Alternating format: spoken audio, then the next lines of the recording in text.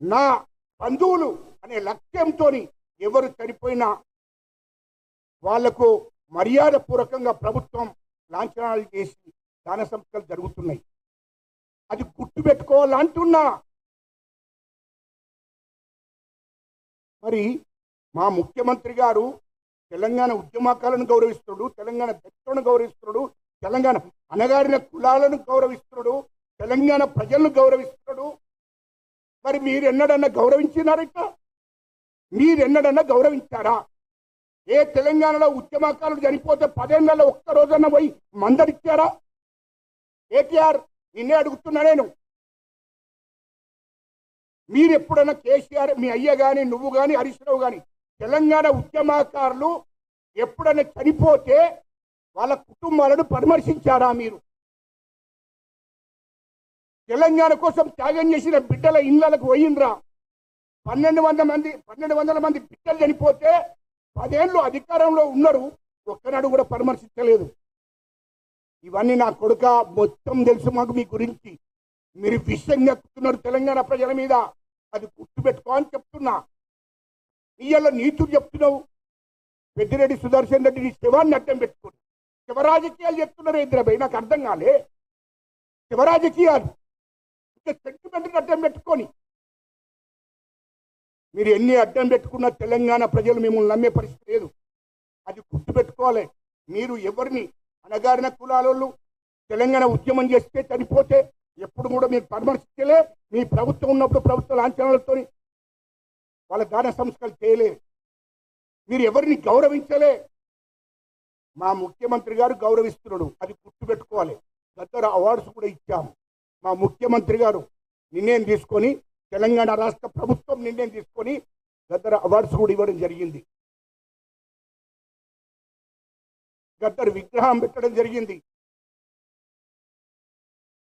అందశ్రీ ఆయన పాడమోశాడు పెద్ద కొడుకులాగా. ప్రభుత్వ లాంఛనంతో దాన సంస్కరణలు జరిగాయి.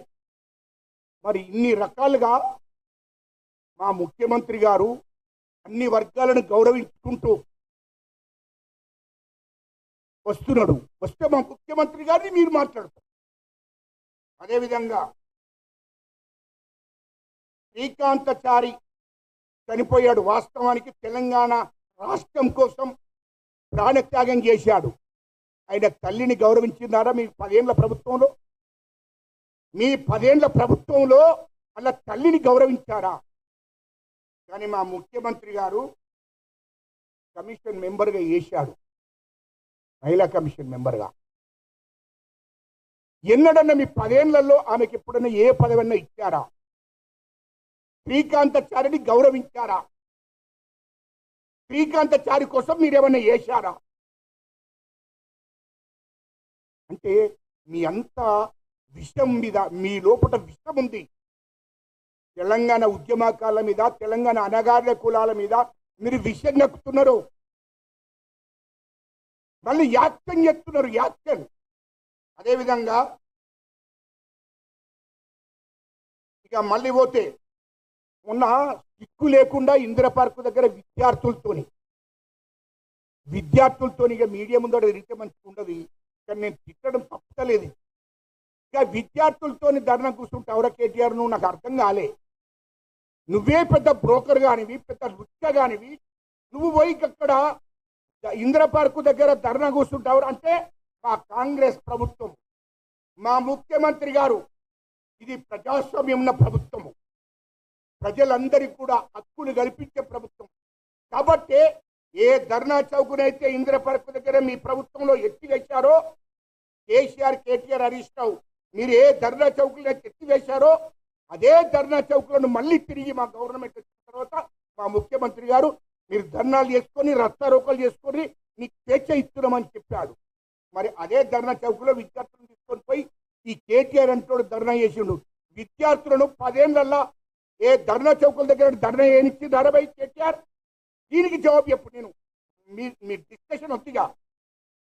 ఇందిరా పార్క్ కానీ రాష్ట్రంలో ఎక్కడైనా ధర్నా చౌకులు ఉంటే ఆ ధర్నా చౌకులు 10 ఏళ్లలో నిషేధం పెట్టారు.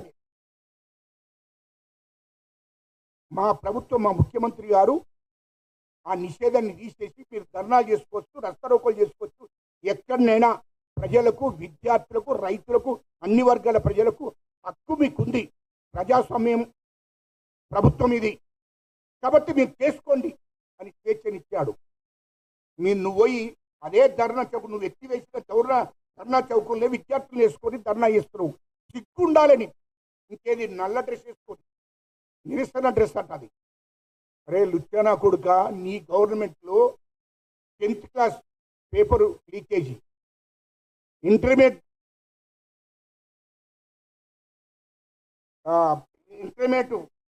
ఏది పరీక్ష పత్రాలు లీకేజీ, అదేవిధంగా గ్రూప్ 2 లీకేజీ.